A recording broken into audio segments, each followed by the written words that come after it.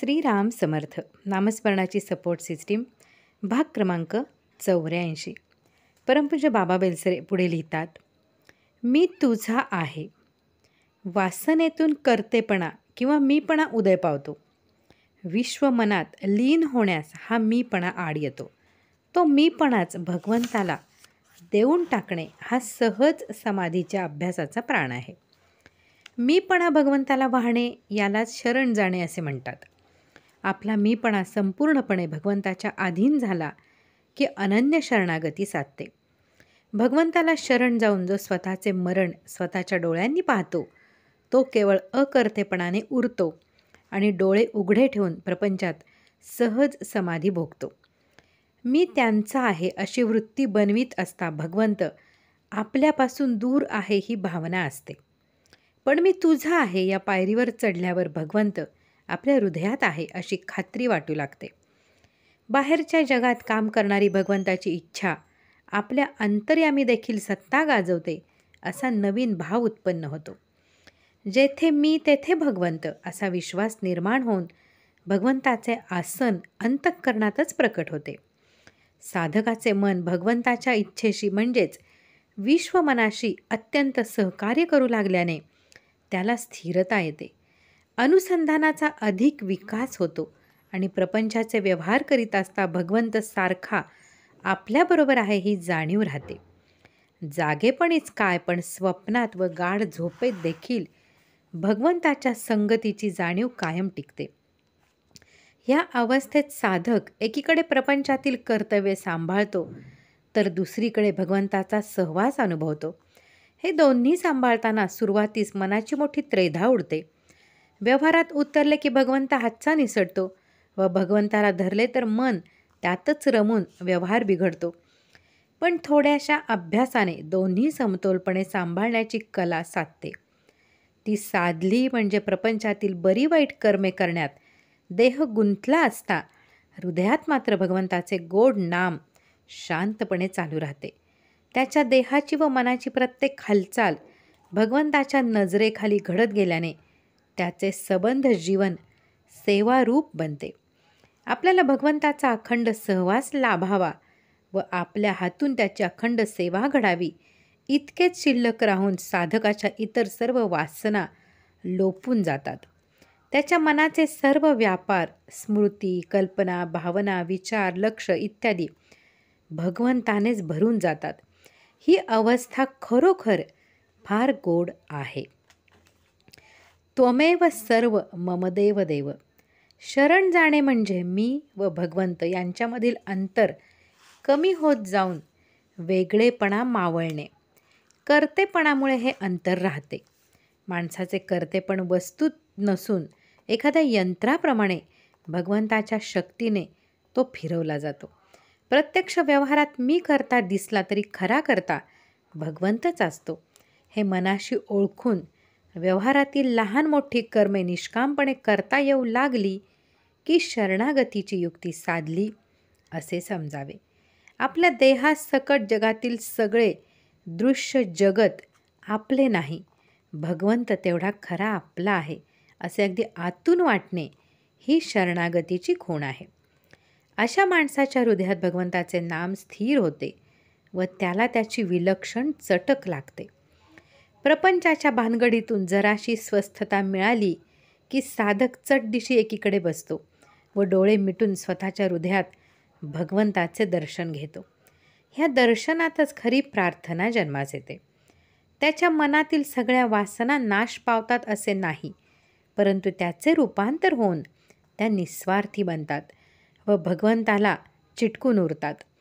तीर्थक्षेत्रे पाहावी, संतांची दर्शने घ्यावी, मंदिरे बांधावी, देवाचे वैभव वाढवावे, दानधर्म करावा, अन्नदान करावे, भक्तांचा सहवास करावा, संतांची सेवा करावी, नामस्मरण वाढवावे, दीनजनांना मदत द्यावी, ह्या व अशा वासनांनी साधकाचे मन भरून जाते.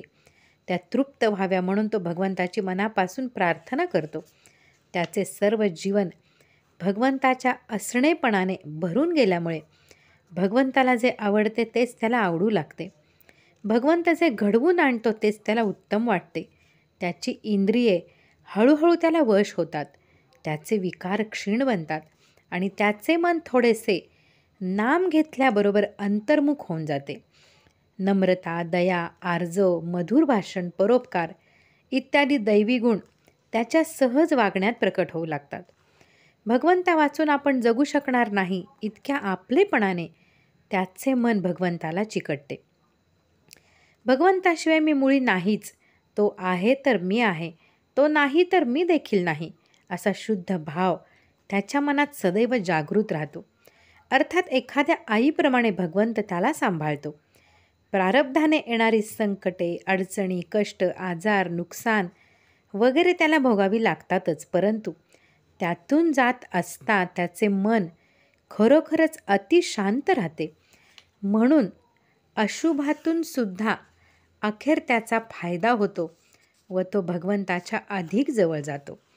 त्याचे मन मधून मधून विश्वमनात लीन होऊ लागल्याने नवीन ज्ञान, मोठे विचार व सुंदर कल्पना त्याला स्फुरतात. तो काव्य करू लागतो. तसेच भजन करताना स्वानंदाच्या भरात नाचू लागतो. भगवंताचे नाम कानावर पडल्याबरोबर त्याचे डोळे भरवून येतात. देवा, मी यंत्र व तू यंत्री हा भाव जागृत ठेवून मोठ्या प्रेमळपणाने उपासना चालवीत व परोपकार करीत त्याचे दिवस जातात. ठेविले अनंते तैसेची राहावे. नामस्मरणाने शरणागतीची युक्ती साधली की हृदयात भगवंत भासू लागतो. तेव्हा साधकाला मानसपूजेमध्ये रोज भगवंताची प्रत्यक्ष भेट होते. किंबहुना देहाला पाहणे ही खरी भेट नसून मानसपूजेत घडणारे दर्शन हीच खरी भक्त भगवंताची भेट होय. उदाहरणार्थ श्री ब्रह्मचैतन्य गोंदवलेकर यांचे शंकरशास्त्री म्हासुर्णेकर नावाचे एक निष्ठावंत शिष्य होते. शास्त्रीबुवा काव्यशास्त्र नाटकामध्ये पारंगत असले तरी मोठे भाविक वृत्तीचे होते. रोज सकाळी न चुकता ते सद्गुरूंची मानसपूजा मनापासून करीत. एकदा ते गोंदवल्यास येऊन राहिले. ह्या न त्या कारणाने 3 दिवस त्यांची मानसपूजा राहून गेली. तिसरे दिवशी सकाळी 9-10च्या सुमारास श्री महाराज राम मंदिरात मंडळींशी बोलत बसले होते. समोरून शास्त्रीबुवा गेले. त्यांना पाहून श्री महाराज मंडळींना म्हणाले, काय करावे? 2-3 दिवस शास्त्रीबुवांची गाठ भेट नाही. शास्त्रीबुवा समोरून परत गेले व श्री महाराज तसेच बोलले. शास्त्रीबुवा समोर असता श्री महाराज असे का बोलतात हे मंडळींच्या लक्षात येईना. पण शास्त्रीबुवांनी मर्म जाणले व लगेच हातपाय धुवून एका बाजूला बसून शांतपणे मानसपूजा केली. त्यानंतर श्री महाराज पुन्हा तसे बोलले नाहीत. हृदयात भगवंत दिसू लागल्यावर साधक जेथे जातो तेथे त्याच्याबरोबर तो जातो. देहाच्या व मनाच्या कोणत्याही अवस्थेत साधक एकटा असत नाही. त्याची सर्व कर्मे भगवंताच्या नजरेखाली घडतात. अर्थात त्याचे आचार विचार भगवंताला शोभेसे असतात. उदाहरणार्थ स्वामी वादीराज यांचे पुष्कळ शिष्य होते. त्यापैकी कनकदास मात्र खरा तयार होता. एका एकादशीला स्वामींनी सर्व शिष्यांना 1-1 केळे दिले. ते म्हणाले, आज एकादशी आहे, लोकांसमोर साधकाने खाऊ नये, म्हणून जेथे कोणी पाहणार नाही तेथे जाऊन केळे खाऊन या. 5-10 मिनिटात सर्व शिष्य केळे खाऊन परत आले. फक्त कनकदास मात्र केळे तसेच घेऊन परत आला. स्वामींनी विचारले, का रे, तुला कोठे एकांत मिळाला नाही का? कनकदासाने हात जोडून उत्तर दिले, नाही महाराज, मी जेथे गेलो तेथे आपण माझ्या हृदयात बरोबर आलात, मला एकांत मिळाला नाही. शिष्याचे हे शब्द ऐकून स्वामींच्या डोळ्याला पाणी आले. निष्ठा म्हणजे निसंशय विश्वास हा परमार्थाचा प्राण आहे. सर्व साधनांचे पर्यावसान अखेर निष्ठेमध्ये होते. पहिल्याने साधकाची निष्ठा एवढी घट्ट नसते. जरा विपरीत प्रसंग आला की ती डळमळते. पण हृदयात नाम स्थिर झाले म्हणजे वाटेल तो प्रसंग आला तरी साधक निष्ठेच्या जोरावर निर्भय राहतो. उदाहरणार्थ एक साधू बायको मुलांना घेऊन जहाजातून चालले होते. काही वेळाने समुद्रावर भयंकर वादळ झाले व जहाज फार खालीवर होऊ लागले. सगळे लोक घाबरले, पण साधू मात्र शांत होते. ते पाहून त्यांची बायको म्हणाली, "अहो, केवढा प्रसंग आणि तुम्ही इतके शांत कसे?" साधू काही बोलले नाहीत. त्यांनी जहाजातला कोयता घेतला व तो बायकोच्या मानेवर ठेवला. त्यांनी तिला विचारले, "तू का घाबरली नाहीस?" ती म्हणाली, "मी का घाबरू? तुमचे माझ्यावर इतके प्रेम आहे की तुम्ही मला मारणे शक्यच नाही." त्यावर ते बोलले, "माझ्या हातात जसा हा कोयता तसे भगवंताच्या हातात वादळ आहे. तू जशी कोयत्याला घाबरली नाहीस तसाच मी वादळाला घाबरत नाही. भगवंताचे सर्व जीवांवर प्रेम असते.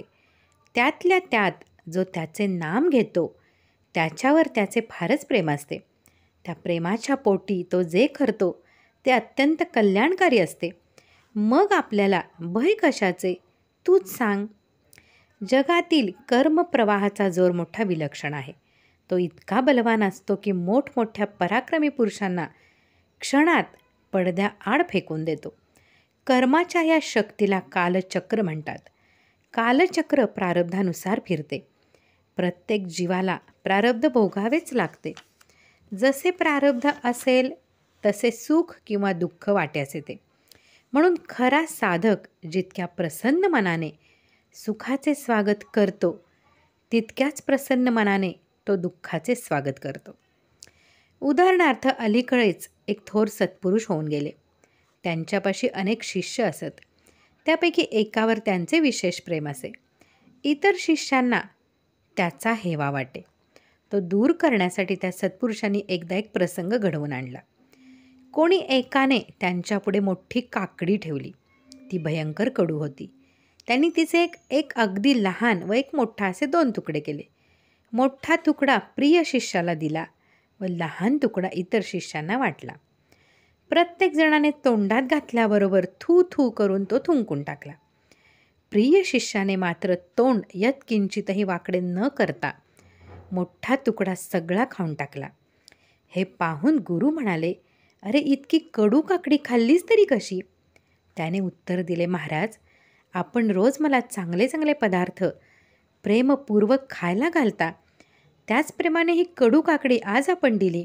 आपण दिलेली काकडी तितक्याच आनंदाने मी का खाऊ नये?" हे ऐकून गुरु म्हणाले, "असा मनुष्य भगवंताला आवडतो. आपल्या आयुष्यात जो प्रसंग येईल तो त्याच्या इच्छेने आला हे पक्के समजून त्याला आनंदाने सादर होतो. जो सुखदुःखाच्या पलीकडे जातो तोच खरा भक्त बनतो." यातील पुढील भाग आपण पुढे पाहूयात. श्रीराम जय राम जय जय राम.